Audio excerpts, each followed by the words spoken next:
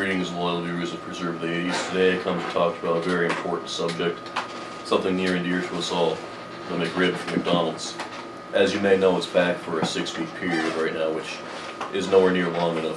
When the McRib is temporary, it's just not right. We need the McRib back around the clock, every day, all day, every day. We can't live without it. But I want you to get to know the McRib as more than just a sandwich. I want you to know the heart and soul, the true story.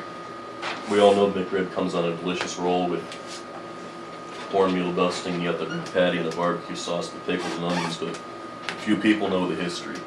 McRib was actually born in 1981, test marketed in Milwaukee and Chicago, and at that time they had an optional sauce for it called the blazing hot sauce, which proved a bit extreme for some people's tastes, unfortunately.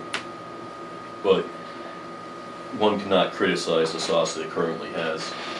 And unfortunately, the sales are very poor from 81 to 85 because people just, who knows, maybe they were too distracted by the Cold War, maybe they were busy with their Reaganomics and such.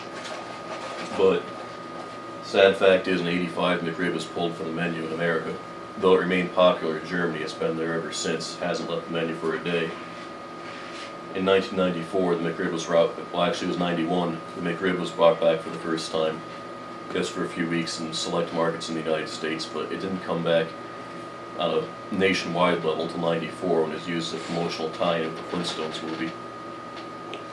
Mainly because it was just a parody of that rib that you see Fred Flintstone get the drive at the beginning of the Flintstones, but I think it's almost insulting to the McRib to compare it to something like that. McRib is dignified, and McRib isn't just a mere cartoon character. So the McRib was gone again until October '97 when McDonald's had its Wild West Fest.